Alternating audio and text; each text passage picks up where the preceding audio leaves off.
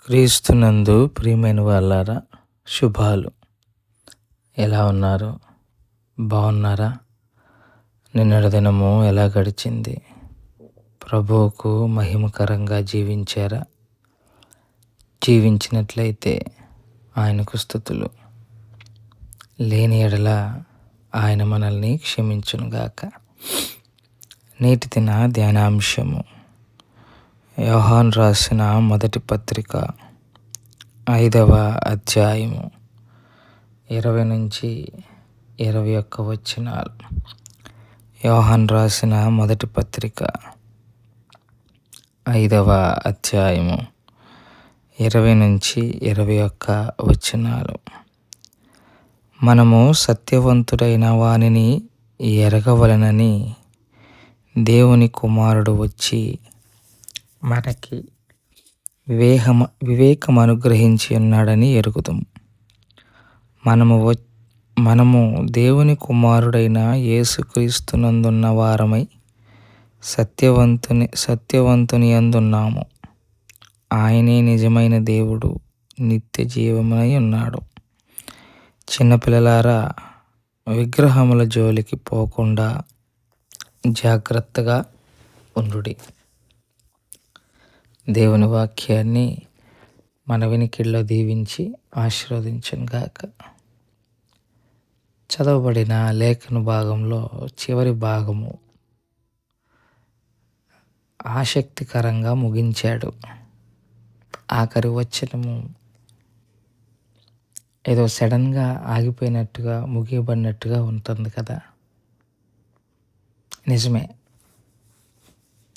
ఏదో సడన్గా గుర్తొచ్చినట్టుగా, లాస్ట్లో ఒక చిన్న విషయం గుర్తొచ్చినట్టుగా రాసినట్టుగా ఉంది ఆ మాట. కానీ జాగ్రత్తగా గమనించుకుంటే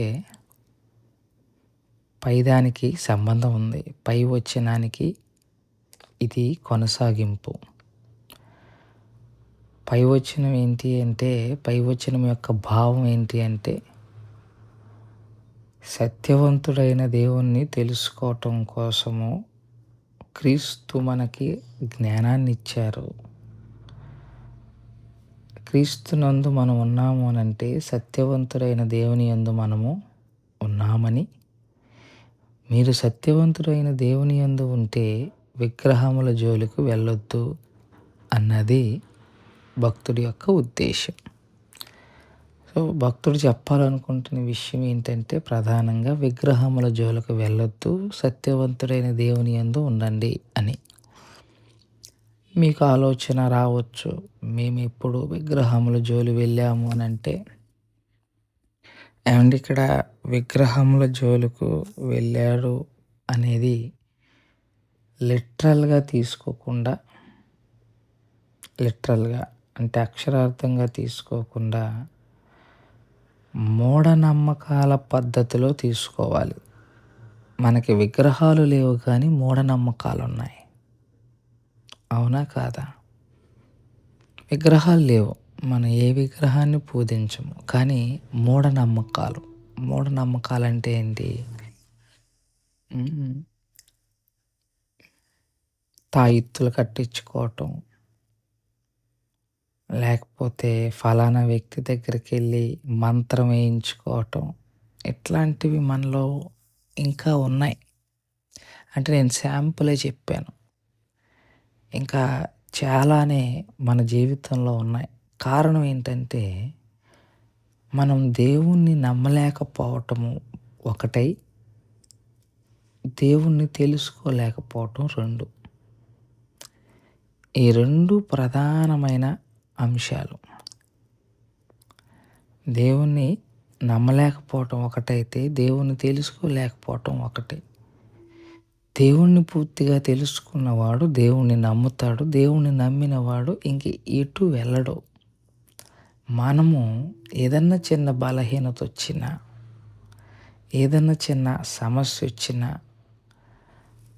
మనందరము అవునన్నా కాదన్నా 90% మంది చేస్తున్నది ఏంటంటే, మౌనంగా ఉండి దేవుని వైపు చూడం. మనం చాలా విచిత్రమైన పనులు చేస్తూ ఉంటాం. తప్పుగా అనుకోకపోతే చెప్తాను.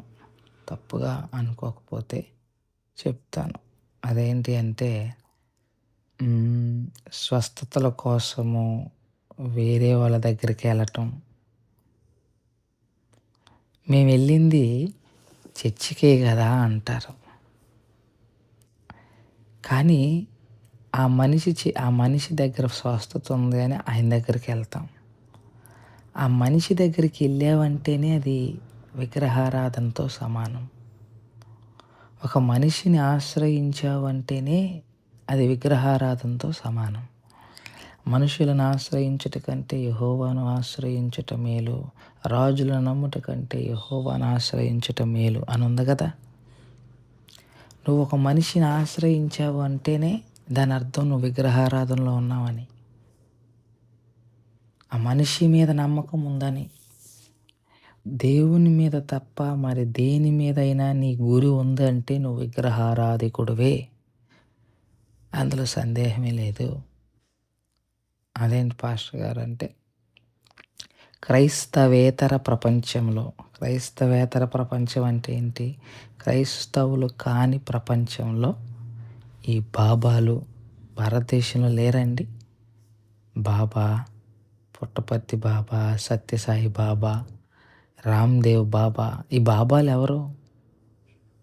వీళ్ళని దేవుడిగా ఆరాధించిన వాళ్ళు లేరా?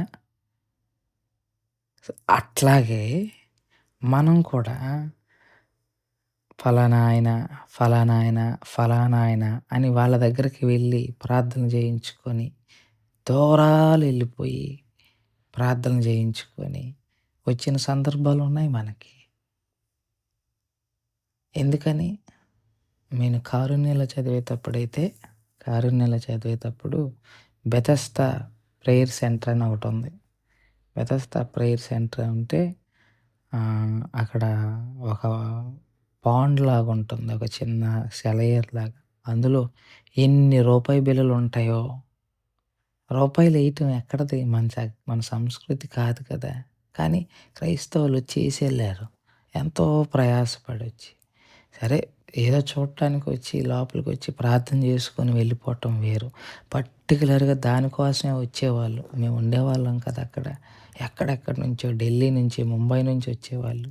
వచ్చి ఆ నీళ్ళు నెత్తి మీద జల్లుకొని ఎళ్ళి ఇదంతా ఏంటిది? వచ్చిందివి మళ్ళా చర్చికే. కానీ జరిగించింది విగ్రహారాధన. నువ్వు ముంబై నుంచి రావాల్సిన అవసరం ఏముంది? అక్కడే కూర్చొని ప్రార్థన చేసుకో. నమ్మగానే సత్యదేవుడిని నమ్మి ఉంటే నీకు అక్కడే కార్యం జరిగిద్ది కదా! ఇక్కడికొచ్చి ఇక్కడ చేసుకోవాల్సినంత అవసరం ఏముంది? అక్కడికొచ్చి ఇంత చిన్న చిన్న బాటిల్లు కొబ్బరి నూనెలు కొనుక్కెళ్ళేవాళ్ళు. ఆ బెతస్దా నీళ్లు కొనుక్కెళ్ళేవాళ్ళు. అయన్నీ మేము అమ్మాం. మమ్మల్ని స్టూడెంట్‌గా ఉన్నప్పుడు మా చేత అవన్నీ అమ్మిచ్చారు. అవన్నీ విగ్రహారాధనలే. అవన్నీ విగ్రహారాధనలకు సంబంధించినవి. సో, అట్లాంటివి మనం చాలా చేస్తుంటాం. తాయెత్తులు జ్వరం తగ్గకపోతే దడుసుకున్నాడని జెండా చెట్టు కిందకెళ్ళి తాయెత్తులు కట్టించుకొస్తాం. మంత్రం వేయించుకుంటూ వస్తాం. ఇంకా చాలా పిచ్చి పిచ్చి పనులన్నీ చేస్తుంటాం. తెలీదు కానీ, కనపడం కానీ, ఈట్లికి దూరంగా ఉండమంటుంది వాక్యం. నీకొకడే దేవుడు. ఆయన సత్యదేవుడు. క్రీస్తునందుంటే నువ్వు సత్యదేవుడిలో ఉన్నావు. ఇక అంతే. ఆయన వైపే చూడు. ఎవరి వైపు చూడక. లేదంటే నువ్వు విగ్రహారాధనలో ఉన్నావని మనవి చేసుకుంటూ ఈ మాటలను ఇంతటితో ముగించుకుంటున్నా. దేవుడు దీవించి ఆశీర్వదించును గాక. ప్రార్థన చేసుకుందాం. మమ్మల్ని మిక్కిలిగా ప్రేమించిన మా ప్రియ పరలోకపు తండ్రి, మీ పాదాలకు స్తోత్రాలు. చెప్పబడిన వాక్యాన్ని బట్టి మీకు స్తోత్రాలు. వాక్యానుసారంగా జీవించగలిగిన కృపను దయచేయండి. సంఘాన్ని జ్ఞాపకం చేసుకోండి. బలహీనులుగా ఉన్నవారిని జ్ఞాపకం చేసుకొని బలపరిచి ఆరోగ్యాలకి ముద్ర వేసి చాలిన దేవుడుగా ఉండి మీరే ఘనత మహిమ ప్రభావాలు పొందుకొనగలరని యేసుక్రీస్తు ప్రభు వారి పునినామంలో అడిగి వేడుకుంటున్నాం తండ్రి. ఆమెన్. God bless you.